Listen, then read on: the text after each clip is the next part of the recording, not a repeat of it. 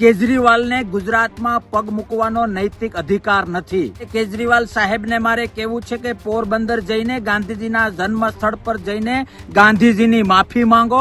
દિલ્હીમાં સરકાર બની, ગાંધીજીના ફોટાઓ દરેક જગ્યાએથી હટાવવામાં આવ્યા. ગોડસેમાં બિલીવ કરો છો કે ગાંધીમાં બિલીવ કરો છો? એનો જવાબ એક ગુજરાતી માંગે છે. અમને ખબર છે કે તમે RSS નું રમકડું છો. ગુજરાતી યુવાનને ગેરમાર્ગે દોરવા માટે ગુજરાતમાં આવો છો. ગાંધીજીના ચરણોમાં માફી માંગો. જોઈએ છીએ તમે કેટલા ગાંધીને ચાહો છો અથવા તો કેટલા ગોડસેને ચાહો છો.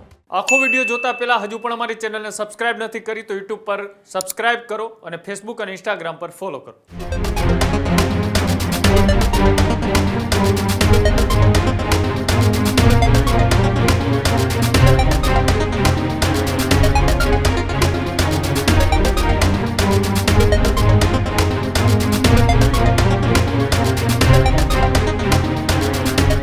કરશન બાપુ ભાદરકા કે જેઓએ અરવિંદ કેજરીવાલ ઉપર કર્યા છે રાજકીય પ્રહાર. ગાંધીના ગુજરાતમાં ગાંધીનું અપમાન, અસહ્ય આવી વાત કરશન બાપુ ભાદરકાએ કરી.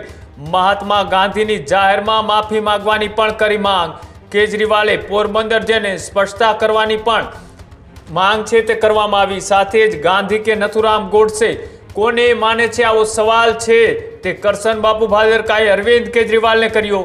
સાથે જ સંઘનું રમકડું બનીને ભાજપને ફાયદો કરાવતા હોવાની વાતના આક્ષેપ પણ કરશન બાપુ દ્વારા કરવામાં આવ્યા. ગુજરાતી યુવાઓને ભ્રમિત કરવાનું બંધ કરે અરવિંદ કેજરીવાલ, આવી વાત કરશન બાપુ ભાદરકાએ કરી.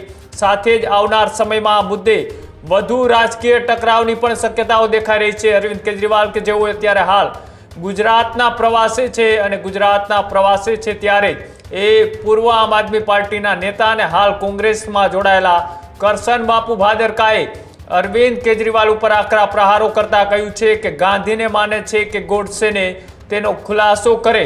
સાથે જ મહાત્મા ગાંધીની જાહેરમાં માફી માંગવાની પણ તેઓએ માંગ કરી છે. અને સાથે જે રીતના અરવિંદ કેજરીવાલ ગુજરાતમાં છે ત્યારે કરશન બાપુ ભાદરકાએ અરવિંદ કેજરીવાલ ઉપર આકરા પ્રહારો કરતા શું કહ્યું આવો તે પણ જોઈએ.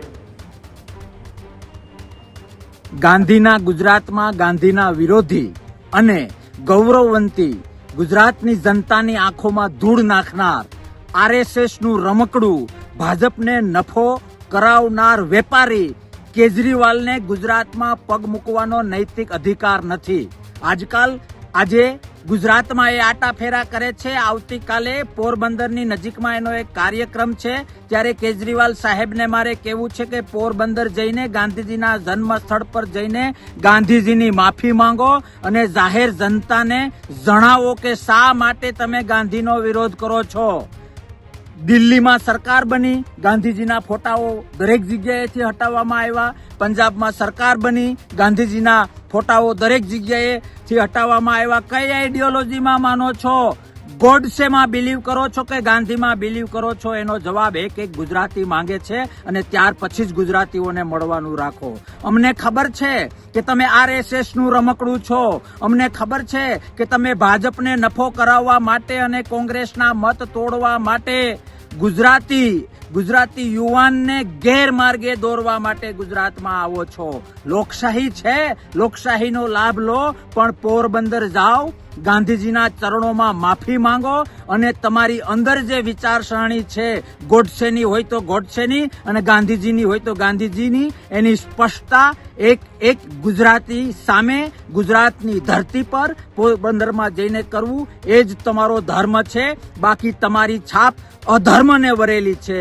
તમારી છાપ ક્યાંક ને ક્યાંક બીજી પાર્ટીઓને તોડવા માટેના એજન્ટ તરીકે વરેલી છે. એમાંથી બહાર આવવું હોય અને સાચા ગાંધી સેવક હો અને ગુજરાતીનું અને ગુજરાતી લોકોનું હિત ઈચ્છતા હો તો પોરબંદર જઈને માફી માંગવી એ તમારો ધર્મ છે.